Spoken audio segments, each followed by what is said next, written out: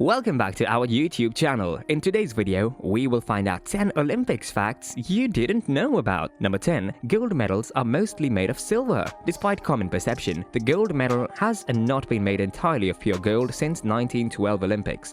The current Olympic gold medal is a forgery, consisting almost of silver with about 6 grams of gold to satisfy the criteria set forward by the Olympic Charter. A total of 80,000 tons of recycled electronics was used in the production of the medals for the Summer Olympics in Tokyo. The gold medal from the Tokyo Olympics weighs about 556 grams, which signifies that an Olympic medal produced entirely of pure gold would cost approximately $32,000 at current market rates. Number 9. The Olympic torch serves as a constant reminder of the Games' Greek roots and traditions. When the Games were first held, a flame burned continuously during the event as a devotion to the goddess Hestia. Since 1928, this custom has been carried through in the current Games, although instead of an altar, the flame is carried in a unique torch. In Olympia, Greece, where the ancient Greek Games were held, the torch flame is constantly illuminated by the sun. Then, in a huge international relay that finishes in the host city, the torch is transferred from torch to torch. For each Olympics, a new torch design is created and several thousand versions of the torch are produced. It's a remarkable honor to be chosen as a torch bearer, and there are many deserving individuals who take part in the ceremony on a regular basis. Number 8. When the Americans refused to dip their flag to King Edward VII in 1908. Ralph Rose, the American flag bearer who carried the stars and stripes as he passed the royal box at the opening ceremonies of the 1908 London Olympics, was displeased that the United States flag was absent from the flying banners over the stadium throughout the festivities. Rose and teammate shot putter Martin Sheridan allegedly remarked, "This flag dips for no earthly monarch," which is likely an urban legend, but the insult ignited an international outrage. From the very first day, Coubertin said in his memoirs, King Edward had taken objection to the American sportsmen because of the manner in which they conducted themselves and the barbarous cries that resounded throughout the stadium. After 1908, American flag bearers dipped their flags to national leaders on a number of occasions, but this hasn't occurred since 1932, not even for US President Ronald Reagan in the 1984 Los Angeles Olympics. Number 7. The Marathon Man. Since the first games were held in 1896,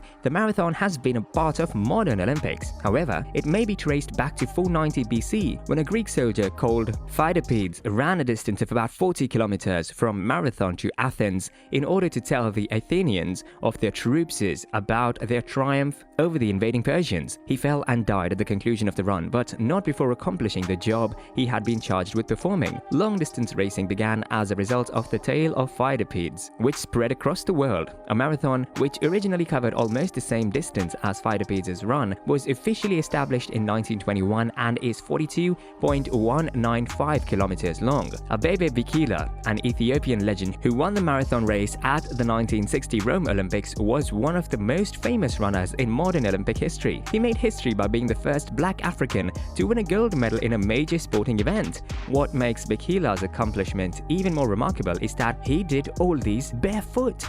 Almost 4 years later, after 40 days of his operation, he duplicated the feat, this time with shoes on, to become the first person in history to win the marathon on 2 separate occasions. Number 6. For nearly 40 years, artists also competed for gold medals. The French baron Pierre de Coubertin, who was credited with establishing the modern Olympic Games, wished to integrate art and culture into the Olympic movement as much as possible. As a result, starting with the 1912 Stockholm Games, medals in the categories of painting, sculpture, architecture, literature, and music were given in addition to gold, silver, and bronze medals. The works submitted to the jury. Contests have to be completely unique and influenced by sports in some way. Coubertin himself was awarded the first gold prize in literature, which may not have been such a weird coincidence. Following the 1948 London Games, artists were considered to be professionals who were in violation of the Olympic principles of amateurism, and the medal contests were phased out in favor of the present-day cultural Olympiad. Number 5.